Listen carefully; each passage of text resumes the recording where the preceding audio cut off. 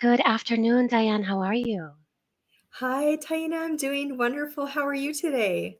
I'm great, thank you. I'm excited to be talking to you today. I would love to do just a brief introduction. So, you are a therapist as well as a PMH-C. You're coming to us from Arizona, and you are a consultant in training, an EMDR I'm a consultant in training. consultant now. Yeah, I've been a consultant Congratulations! since late August, early September. Yeah, Oh, that's amazing. That's yeah. wonderful. And I would love for you to tell us a little bit about the populations that you work with, that you have a passion for, and really how you use EMDR as a tool with your clients. Yeah, absolutely. Thank you. Yeah, I actually rent space right by a birth center. And so I have a lot of referrals from them, but also just within the community, within the birthing community of Arizona. I work with a lot of birth trauma, infant grief and loss, and just helping people to normalize how difficult parenting is. Sometimes I think we have this expectation, we have this reality of what parenting may be or having a baby may be, and it doesn't match with our reality. And so, how do we reconcile that? A lot of the families that I work with are multicultural families as well. So I'm also in an intercultural marriage, and we have 3 children. And so our children are bilingual. My husband and I both speak English and Spanish. And a lot of my clients also have that. They relate to being bicultural or being just different cultural considerations and what that looks like raising a multicultural family. So I work with a lot of clients with that. My practice is a small group practice. I have a couples therapist in the practice as well, and somebody who specializes in adoption and has knowledge in adoption as well. So we have a small practice and just trying to serve the community the best that we can and help within the perinatal realm, whatever that may look like, whether if it's infertility, grief and loss, NICU. But I think I tend to mostly get grief and loss and birth trauma. Thank you for that. Yeah. And one of the things that we have been talking about over the last couple of months is this idea of calling people into conversations. Mhm. Can you tell me how that plays out for you, and especially how you use that lens with your clients? Yeah, yeah. So in EMDR, sometimes when we're looking for the NC, we're looking for the negative cognition, looking at different anti-oppression lenses or anti-oppression so I think that's something that I talk about a lot, but calling in, so there's been a lot of call out culture in Mm. society. And so reframing it and say, what if we call people in? What if we create a space and spaces that we can have these hard conversations and provide structure and provide a space of empathy and compassion and grace for each other and calling each other in. And I've been very blessed to be able to have people along my journey to be able to call me in and say, hey, Diane, that what you said, that was hurtful or that felt like ugly. And being able to be called in, it's really humbling.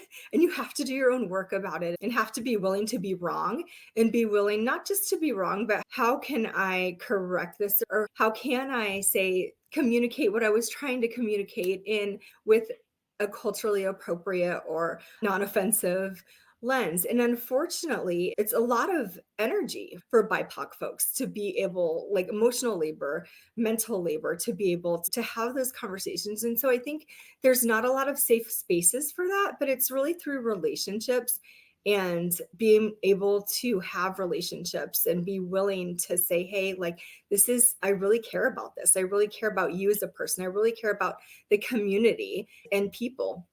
Something that comes up a lot with clients and clients that have kiddos that are multicultural is how the kids are being treated in school sometimes, Hmm. right? Like a big thing that I've had multiple clients talk about, and even with one of my own children, is hair. And oh, their hair is so unique. Their hair is so pretty. Their hair is so difficult what to wash, whatever that may be. And so people don't want, like, that gets old to Hmm. be identified by your hair. It becomes it segregates people. It becomes oppressive, and saying, I see you as a person, I see you as a human. It becomes about, oh, the kid with the cool hair. instead of the whole child. Right, instead of I see you child, I see you kiddo walking down the hall or through the classroom. And so having those conversations even within our own with our own clients about how do they help support their children in that. And even as a mom, like how I have those conversations with my kids about how when they have people comment on, oh, you're not Mexican because you're lighter skin. So I have two Mm. kiddos that have darker skin and one that's like a little bit lighter. And so coming home from school and someone say, someone said I'm not Mexican because my skin is light. No, doesn't that doesn't make you Mexican or not Mexican. And so being in these environments and just how do we have those? I think just continuing to be able to talk about what that looks like and you as a person and the whole person and your value and who you are as a person. And I feel like you're very well networked where you are. How do those conversations play out amongst therapists? Yeah. So it can be difficult because there's a lot of hurt. I think in certain communities, there's been a lot of hurt and not a lot of acknowledgement of that hurt. And so and so I haven't self-identified yet, but I will. So I'm white, I'm Caucasian. I'm married to my husband is a Mexican immigrant. And so our children are half Mexican, half Caucasian. And so there's spaces that I have been welcomed into, and I use the words welcomed into because being white, you don't just automatically are welcome into those spaces. You have to build relationships and show that you can be trustworthy and safe. And if people don't know me, I'm not a safe person. I can't Mhm. just speak on behalf, it's not okay to speak on behalf of all white people because I don't represent all white people. And it's also not okay to always just have my voice be heard. I think a lot is like, how do I be in solidarity? How do you be in solidarity? And if you're asked and called in to speak, then having that opportunity. And so I think it's building relationships and waiting for opportunities and building trust and showing safe. And when you do make mistakes, to do that repair work. How do you navigate oppression with your clients when you might not have a similar background with your clients, whether they are BIPOC, whether they have just different statuses than you do? Mhm. Yeah, yeah. I think when we're doing float back and we're talking about their NCs and how is it showing up. And so just asking, what is that like for you? And hearing their perspective, because not everybody's experience with depression is going to be the same. Not everybody will have the same suds or the same emotions or and so I think it's just really holding that space for them and just sitting with them and hearing them and understanding them. A lot of cultures are cultures of storytelling. And so learning, and when I do assessments with my clients, a lot of times I tell them, I said, there's questions we need to answer, but I want to hear your story. There may be things I need to fill out here on the computer, but I really want to hear you and get to know you. And so doing it in a way of people telling their stories and then filling out the paperwork as I hear their story, not going linear because a lot of cultures are not linear cultures. And so I think creating that dynamic and just hearing them and just providing compassion and empathy and just validating. I also there are times where somebody has been referred to me for perinatal and I have other colleagues that are BIPOC and I just have this sense or I have the feeling of they need to be with a Black therapist. And so giving them that option. So I've had that before where I'm Mm. like, I will schedule you to have an appointment, but I want to give you these referrals because I think it would be really empowering for you to work with a Black woman or a Black person because of just from hearing them at their consultation, just their background and especially if they're very into social justice or politics, I think it would be really empowering for them. And I had a conversation with one person and she said, I didn't even know having a Black therapist was an option. Like I didn't Wow. know I could have a Black therapist. And the OB office had specifically referred to me to address some perinatal and some women's health concerns. But knowing her background and hearing a little bit, I just said, I feel like she would really have healing with somebody else. So I think Mm, that's also knowing that, and knowing, yes, I could have helped her, but I feel like would have, this other person could do more decolonization in the practice than I could. So I mm, think it's also knowing your strengths and your abilities, and knowing your colleagues, and knowing who could really be the best person for this client. absolutely. Yeah, and we'll definitely put out a couple of links. Therapy for Black girls.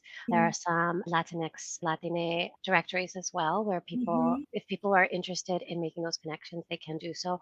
I Yeah. also, and I know that you do this work, but I am always encouraging people to have really robust networks Mhm. so that they can reach out when they know they might not be the best fit for a client, or that Mhm. there's just maybe that one piece that they don't have, that we don't have ourselves. Right, right.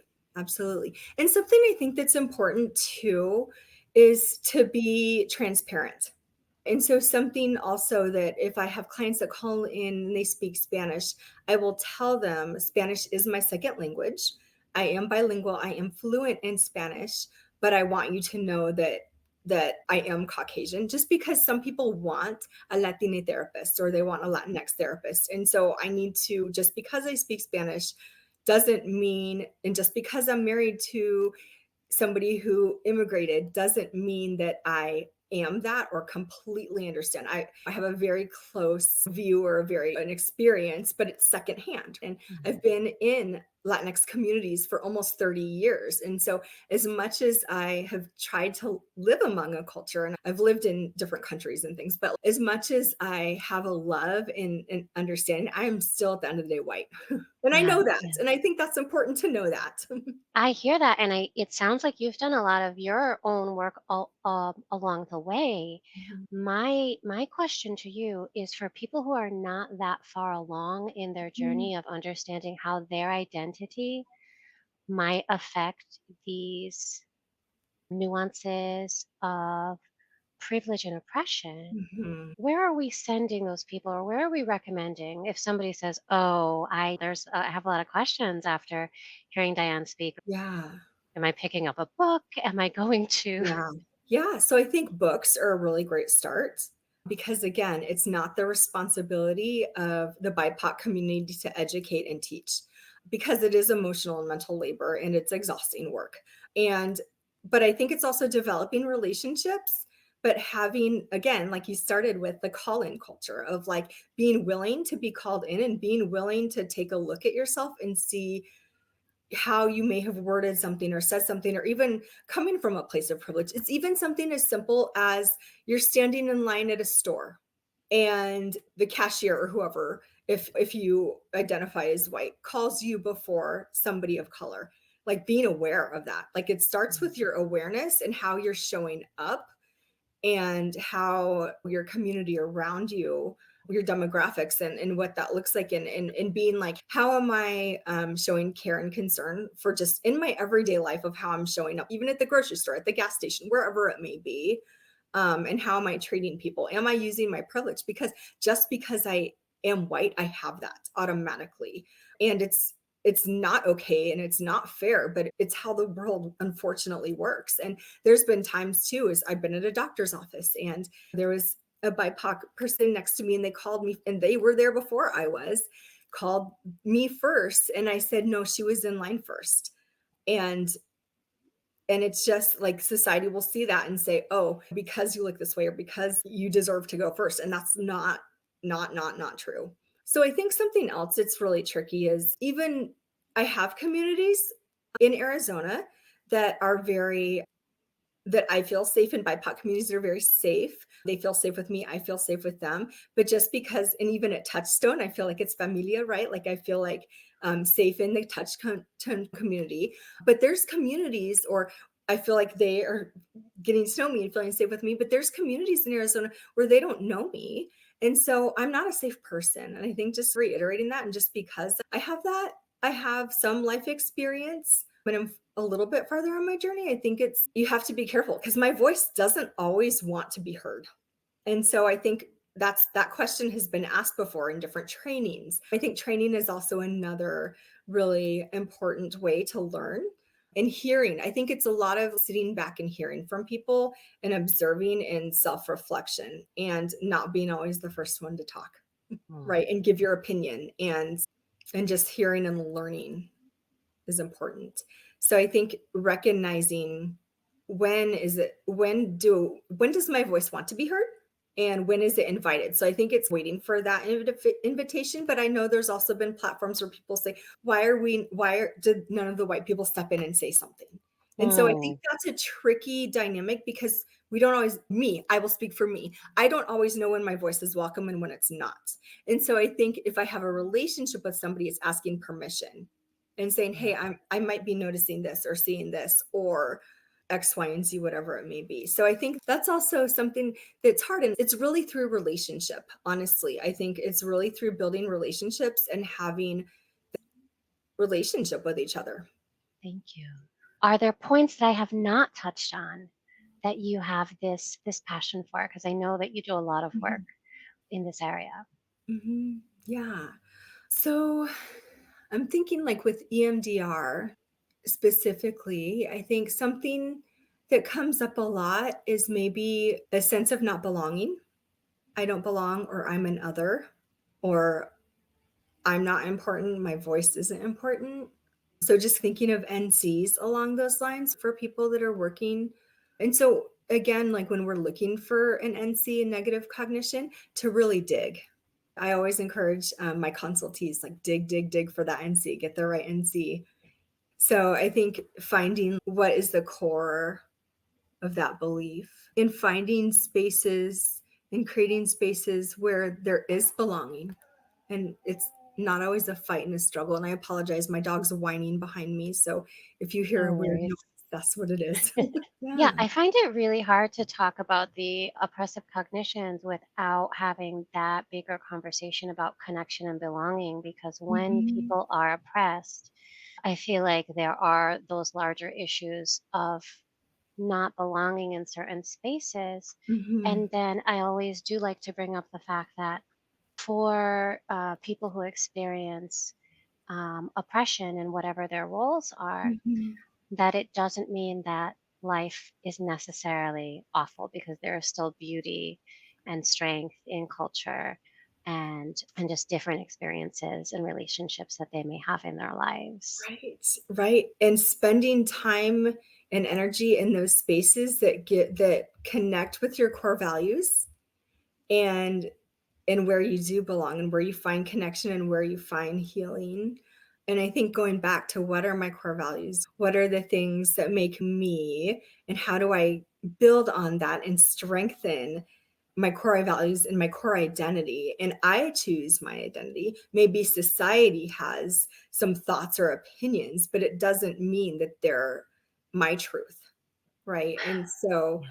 how do I find my truth separate of what society or family or community say who I should be or who I think that I am? So how do you navigate that with your perinatal population? Because I get this like overwhelming when somebody comes into my Mhm. office and says, I don't even remember who I was before this. I Yes. haven't thought about that for 2 years or 3 years. Yes. Or I can't even remember what I was doing before the fertility treatments. And then I got pregnant. Mhm. And then I did this. And now I have no recollection. Right. I have no sense of self. And so a lot of it is an identity shift and or crisis, right? And so figuring out who I am and how do I reconnect to myself and my beliefs and values. I think there's so much doing when you become a parent. There's so much doing. It's the feeding, the diapers, if there's NICU involvement, like maybe timing feedings and breathing and feed, like there's in just the house becomes a disaster just because you don't have the time. And so you become so involved in the daily doing of things that you forget to be. I think a lot of times, and you forget that my value is now in being a parent. My value is now in caring for this child, and everything is wrapped up in this child, and I'm forgetting maybe who I am, and I'm forgetting my worth. Is my worth being up to my hands in poop every day? No, you're worth way more than that. But it's hard to sometimes, and especially having maybe multiple children. It just, and if you're like, it can be years and years and years until you feel like you can breathe again. I remember when our youngest, we had 3 kids in 3 and a quarter years, so it was super quick. And so I remember after my youngest turned 4, my husband and I looked at each other and were like, oh my gosh, like we're not in crisis anymore. Like we can actually breathe and we can actually think about other things other than, is my keeping my kid alive every second of the minute. And so I think you just, sometimes you're in survival and crisis mode when kids are especially little. And then if there's different other challenges like medical challenge, emotional, behavioral, there's then that even you focus really hard on that, getting your children the help that they need. And so you're so busy again doing that you forget that sense of being and forget to just settle back into who you are. And so in self-care, sometimes it's really hard to talk to moms about self-care because it doesn't look the same as it used to. And so I think it's, so what it's, maybe it's a 5-minute breathing or a 5-second breathing in your room. Maybe it's washing your face super quick, cooling down a little bit. And so it's just going to look different than it did before. And so I think it's, don't, not forgetting yourself is a big part of it, that you're still worth, you still have so much worth and so much value. And again, like finding your passions again. Yes, your passion is being a parent, or maybe it's really hard and people think I love my child but I don't like this life, is another thing that happens a lot, right? And so finding like, how can I love life? What are some things I can do to love life? And what are the supports, healthy supports, that I can lean into? Yeah, and I think when we're looking at that identity piece, when somebody is settled and they're centered Mhm. in their identity and they have the breathing room, they're much more likely to have the space for a lot of the things that you've been discussing, Mhm. noticing your surrounding, building your community, doing the self care. And I think that when we get out on the wheel, when we're really not centered, it gets a Mhm. lot harder to being open to the calling in stuff. Yes. Because again, it is emotional and mental energy and sometimes in capacity, right? And sometimes we people just don't have the capacity in the moment to do that. And I think that's again where that relationship piece comes in, of having compassion and grace for where somebody is in their life and empathy for where somebody is in their life. Like I know I've had people in my life that have capacity to take care of their kids and that's it. Mhm. Like phone calls or texts, like maybe weeks before you hear back. And that's just where they are. And they're not going to have the capacity to have a hard conversation. And knowing that. So it almost sounds like you're really choosing where to exert your energy when you're having Mhm. those conversations. Mhm. Right. And is it going to be helpful or fruitful? And what is the goal we want to have out of these conversations? And and I think just having group therapy, right? Ground rules of how are we going to, if there is an ouch moment, how do we navigate that with each other?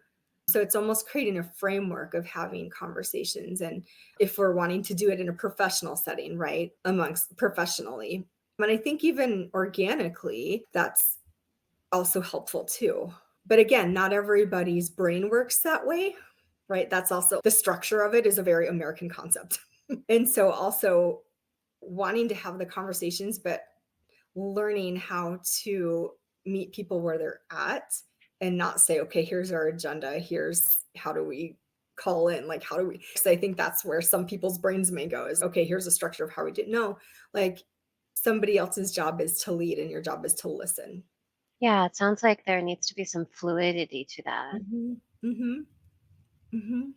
Yeah. Interesting. And even not just even culturally, but how people's brains work too, and how people process. Some people are external processors, some are internal processors. And so some people, I am an external. And so I will talk more and then I come to my point through talking. Whereas an internal processor, everything will happen internally and then they may or may not say their statement, but they think Mhm. of it because it just may take some more time. And again, knowing people and allowing space for people to have conversations, and even coming back to the table and say, hey, I was thinking about that conversation. Do you have time to hold space, or can we create some time to talk together? So, as you're having these conversations, whether in your own life or with your colleagues, how do you maintain the self care to be able to continuously do that? Because my experience is that it doesn't typically just happen as a one off. No. These are things that It's continue to ongoing. happen, especially Mhm. given like the last 4 or so years that have happened Yes. kind of more. It's happened always, but just a lot of the Mhm. footage that we have been exposed to as a society, and the conversations that have been happening around that. Yeah. How do you get people to hang into those conversations? Yeah. So there was a conversation I was invited into maybe in September, late August. I was in a space in my life personally where I was experiencing some medical issues, and I knew I didn't have capacity to engage. And so what I said is I'd love to have the conversation, but at this space in my life I'm not able to, but I'd love to circle around because this is an important conversation. Something else I want to talk about too is sometimes these conversations happen on social media, and that isn't always. So I'm Gen X, and so for me, I'm not comfortable on social media in that way. So for me, I'm a face to face or telehealth. Let's sit down and I want to see you as the person, not keyboard with each other. So I think for me, that's also important because I think there can be a lot of damage done if it's just on keyboard. And so I tend to want to see the person face to face. When having the conversations, you can see body language, you can see reactions, you can see what that person's saying. And so just being able to look at the person and see the humanity of them behind the keyboard, not behind the keyboard, but see somebody's humanity and not hide behind a keyboard. So I think that's important. And again, I'm of a different generation. And so, and that's what I'm comfortable with, but I know folks that are younger than me are very comfortable. And that is the platform and that is the way of method of communication, and finding how would that look safe for them. And I think it's a very individual situation and very individual. I think it's just a very individual situation and what people are comfortable with. And I'm not sure what the answer to that would be as addressing it within that generation on a social media platform. Yeah. Yeah, that's a good point. People are using different modes of community and communication and what Mhm. that looks like. Yeah. Yeah. But I think just seeing the humanity is like just the biggest thing that like taking away, like seeing the person behind everything and seeing their humanity, seeing each other is like just being able to see each other. And so I imagine that because you are a consultant, this is a topic that comes up a lot in your consultation. Can you tell us a Yes. little bit about the types of resources that you provide for your consultees when things like this come up in consultation?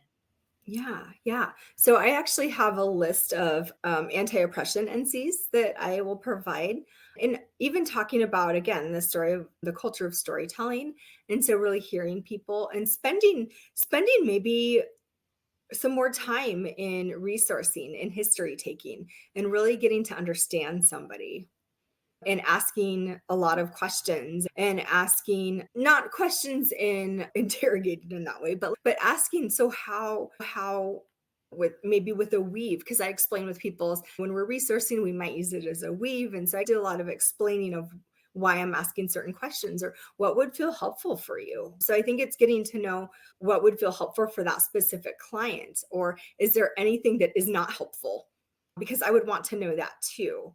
If there's a certain saying or something that feels specifically triggering, I would want to know that. And so also with just consultees to also be aware of their own privilege, how that may show up, whether again, and that can look different. It can be with somebody who's a male that's working with female or even like non-binary, and language is important, right? And so I think going back and asking, even asking people, I know I'm going on a tangent a little bit, but how people identify.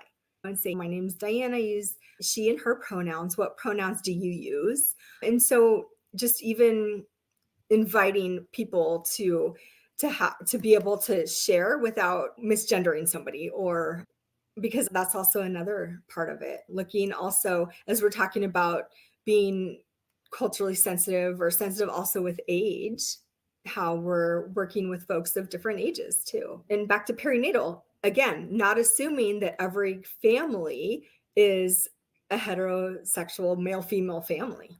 Yeah, absolutely. And that does provide lots of different opportunities for people to be called in. If you've misgendered me, thank you for clearing that up. I'll make sure not to make that mistake again. Yeah. And also, we're human. And so when we mess up, to apologize or to name it and to acknowledge it rather than getting stuck in our own shame with it. Because that's important to be able to show and model as a consultant, as a therapist, is I made a mistake. I apologize. Will you forgive me? Would you like space to talk about this? Because I think that also models for clients and for consultees, how do you have those hard conversations and how can we have it in a healthy way?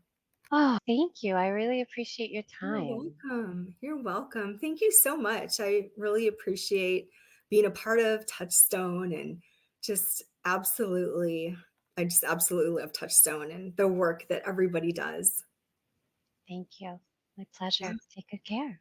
Yeah. Thank you.